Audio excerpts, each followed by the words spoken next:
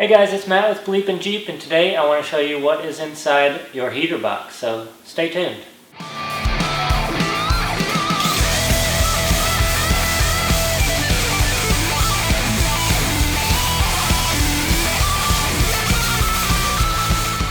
Okay guys, so this is a heater box, also sometimes referred to as a climate control box or an HVAC box.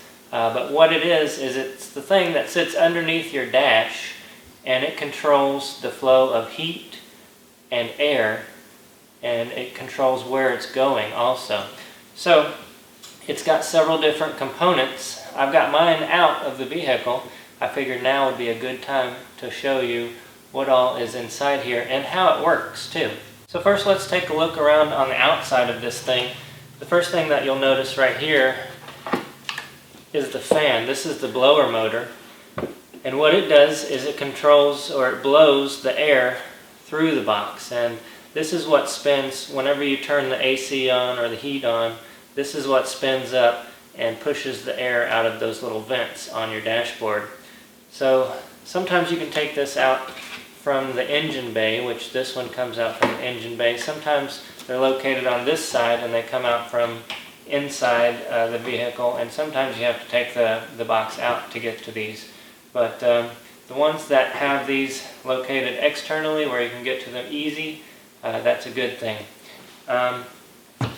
It's also a good thing to have that easy access for the other stuff that's in here, but this box you have to pull the entire thing out to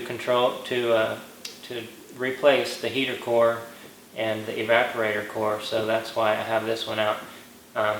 So let's take a look on the other side here.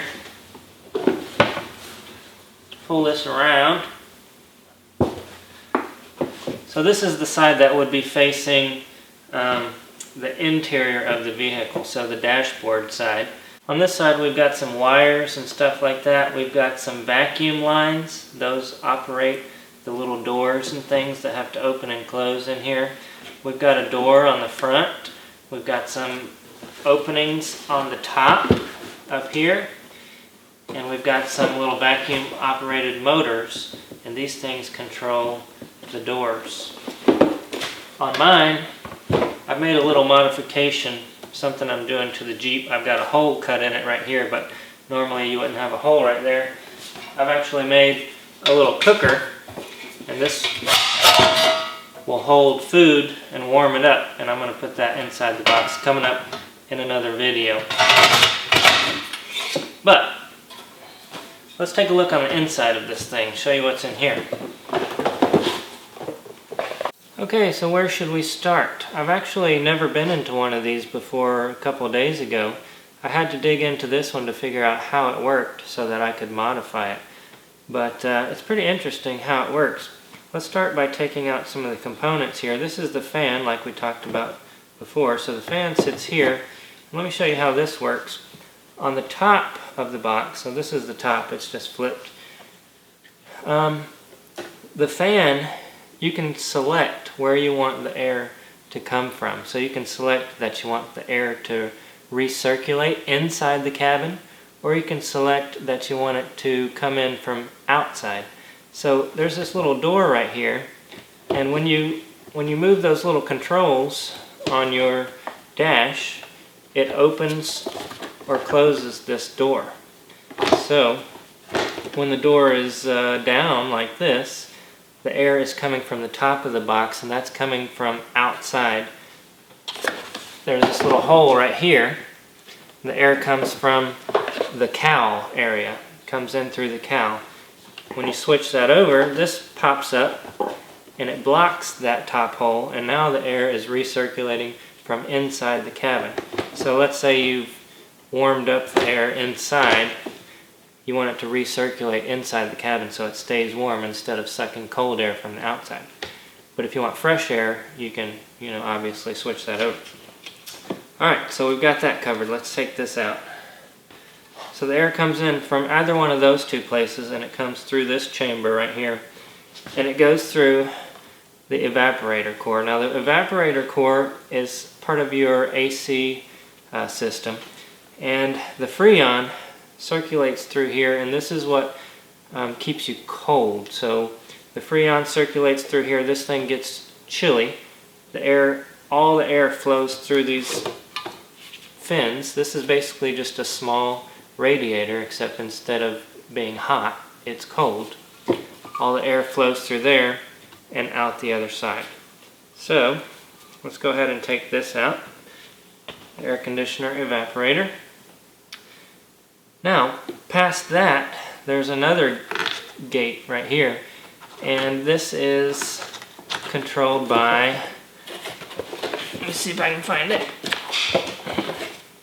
This one is controlled by this little cable, and the cable goes to your dash, to the AC control unit, and it moves back and forth whenever you go from cold to hot. So it also acts as a variable slider, so that you can have a little bit of cold, a little bit of hot, a mixture of both, complete hot, complete cold. So that's that. So let's just say that we have this completely open like this, so that the cold air can come through, and on this side we have another little door, and depending on how you have your settings set up, there's a opening at the top right here. This is for your windshield. All the air is going to push up and blow out towards your windshield. And this front box right here, this will come out the vents, so the vents that blow out on your face. And there's another little opening down here for the floor vents that come out by your feet. And then this one is also on the same setting, on the same door, and it goes towards the back rear passengers.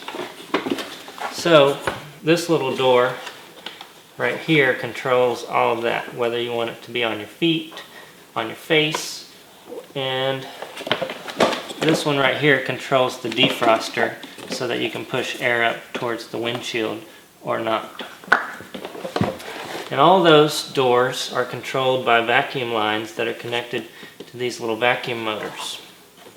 Okay? Now, if this is closed, like this, that air coming through is going to instead get directed this way and get heated. This thing right here is your heater core, and it has antifreeze, hot antifreeze coming through it from the engine.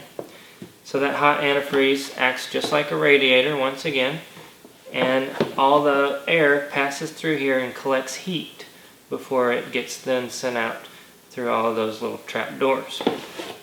So in my case, this thing is leaking. That's why I pulled this out. Oh, I just leaked on myself. But a lot of times these suckers will get old, corroded, and they'll start leaking antifreeze. You can see how nasty that sucker is. So while you're in here, you can go ahead and replace that, and you could also replace the evaporator core. If you're in here, you might as well, because it's probably not that expensive, and you don't want to be pulling this sucker in and out because it's a lot of work. Alright, so that is your heater box in a nutshell. I was trying to think if there's anything else I missed. The only thing I can think of is this little hole down here in your AC condenser, or your AC evaporator. It sweats, and all that water is going to drip down into this tray and come out of this hole.